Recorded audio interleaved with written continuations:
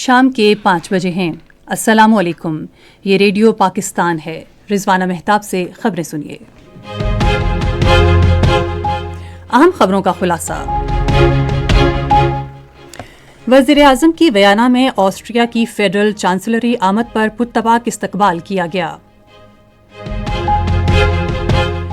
پاکستان اور سری لنکا نے انسداد دہشت گردی اور منشیات کی روک تھام سمیت باہمی دلچسپی کے شعبوں میں دو طرفہ تعاون بڑھانے پر اتفاق کیا ہے۔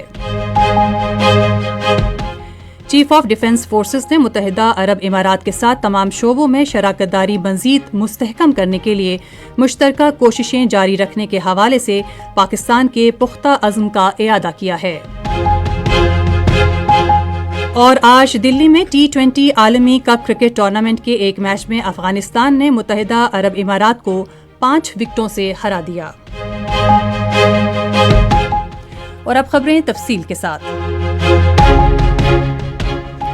وزیر اعظم شہباز شریف کے اعزاز میں ویانا میں آسٹریا کی فیڈرل چانسلری میں باضابطہ استقبالیہ تقریب ہوئی۔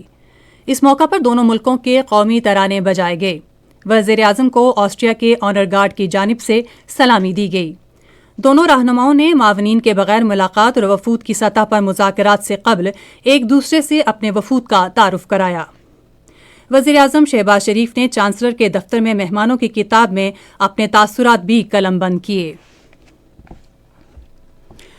پاکستان اور سری لنکا نے انسداد دہشت گردی اور منشیات کی روک تھام سمیت باہمی دلچسپی کے شعبوں میں دو طرفہ تعاون بڑھانے پر اتفاق کیا ہے۔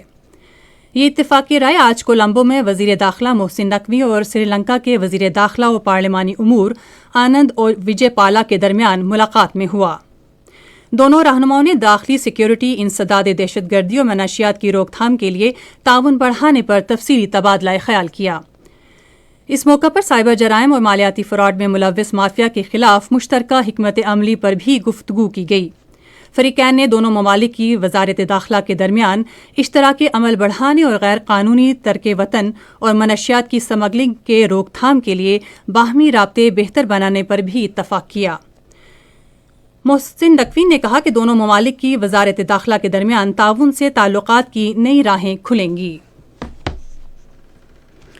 پاکستان اور سری لنکا نے دو طرفہ سیکیورٹی تعاون مزید بڑھانے کے عزم کا اعادہ کیا ہے۔ اس عزم کا اظہار وزیر داخلہ محسن نقوی اور سری لنکا کے سیکریٹری دفاع سمپاتھا تھویا کونتھا کے درمیان آج کولمبو میں ملاقات میں کیا گیا۔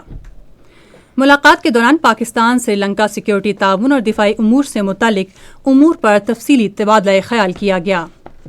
اس موقع پر محسن نقوی نے کہا کہ پاکستان اور سری لنکا کے درمیان سیکیورٹی تعلقات ہر دور میں مضبوط رہے ہیں۔ انہوں نے سری لنکا کے ساتھ سیکیورٹی تعاون مزید مضبوط بنانے کے لیے پاکستان کے عزم کا اعادہ کیا۔ سری لنکا کے سیکریٹری دفاع نے کہا کہ ان کے ملک نے دہشت گردی کا ناسور کا سامنا بھی کیا۔ انہوں نے انسداد دہشت گردی کی کوششوں میں سری لنکن حکومت کے ساتھ پاکستان کے بھرپور تعاون کا اعتراف کیا۔ انہوں نے حمایت پر پاکستان کا تہہ دل سے شکریہ ادا کیا۔ چیف آف ڈیفنس فورسز اور chief of army staff field marshal Syed Asim Munir نے متحدہ عرب امارات کے ساتھ تمام شعبوں میں شراکت داری مزید مضبوط بنانے کے لیے مشترکہ کوششیں کرنے کے حوالے سے پاکستان کے پختہ عزم کا اعادہ کیا ہے۔ انہوں نے یہ بات آج ابوظہبی میں متحدہ عرب امارات کے سیکیورٹی ایڈوائزر اور ابوظہبی کے نائب حکمران شیخ طاہنون بن زید النہیان سے گفتگو میں کہی۔